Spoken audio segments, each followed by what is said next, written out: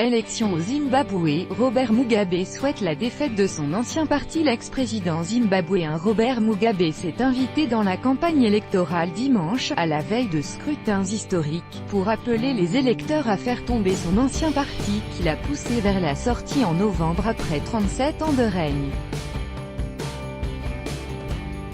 Les Zimbabwéens doivent élire lundi leur président, députés, conseillers municipaux à l'occasion des premiers scrutins depuis la chute de M. Mugabe.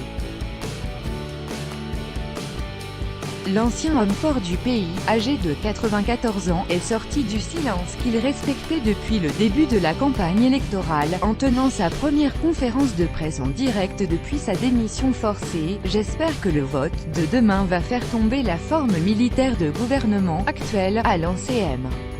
Mugabe dans cette intervention surprise depuis sa luxueuse résidence de Blurufa Harare, où il passe une retraite dorée. « Je ne peux pas voter pour ceux qui m'ont maltraité », a-t-il poursuivi avant de sous-entendre qu'il donnerait sa voix au candidat du principal parti d'opposition.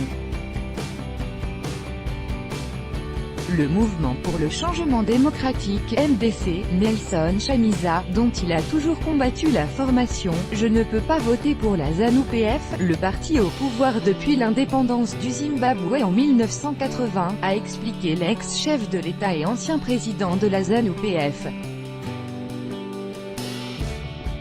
Qui reste-t-il ? Chamisa, a-t-il lancé, provoquant quelques rires parmi les journalistes. Le plus vieux dirigeant en exercice de la planète avait dû renoncer au pouvoir en novembre, sous la pression de l'armée et de la ZANU-PF. L'armée était intervenue pour empêcher, le moment venu, l'ambitieuse première dame Grace Mugabe de remplacer son mari nonagénaire.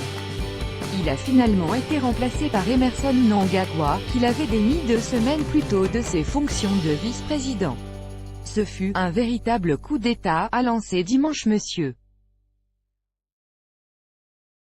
Mugabe, jugeant par ailleurs totalement ridicule l'idée qu'il ait voulu faire de son épouse Grace, âgée de 53 ans, son successeur.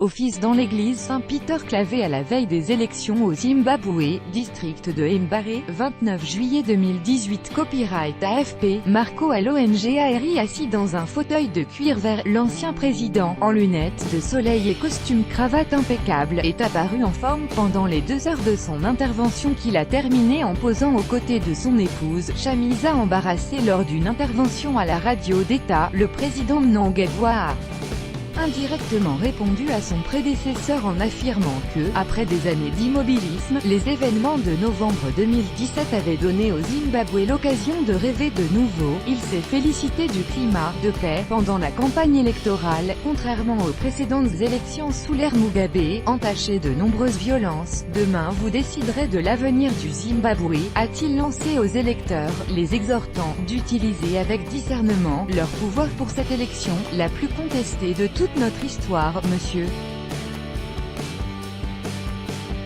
Mnangagwa, patron de la ZANU-PF, est donné favori du scrutin, devant Monsieur Chamisa, propulsé récemment à la tête du MDC à la suite du décès de son leader historique Morgan Tsvangirai, le rival de longue date de Monsieur Mugabe. Mais l'écart entre les 2 principaux candidats à la présidentielle s'est récemment réduit. Le président sortant est crédité de 40% des suffrages contre 37% pour son principal adversaire, selon un sondage publié il y a 10 jours, par le groupe Afrobaromètre. Si aucun candidat n'obtient la majorité absolue lundi, un deuxième tour sera organisé le 8 septembre.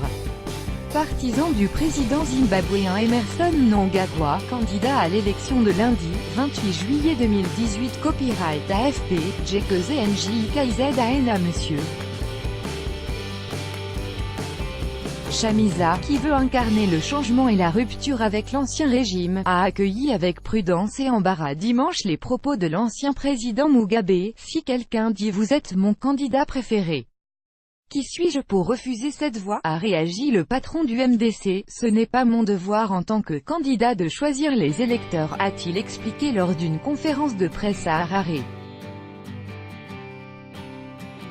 Ma principale tâche est d'unir le pays, a-t-il ajouté, avant d'accuser une nouvelle fois la commission électorale de partialité dans la préparation de ces scrutins historiques.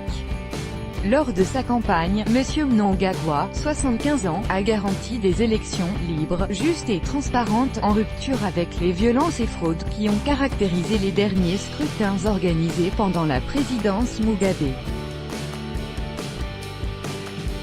Il a aussi promis l'apogée d'une « nouvelle démocratie » et des milliards de dollars d'investissement pour remettre sur pied une économie ruinée par les réformes catastrophiques de son prédécesseur.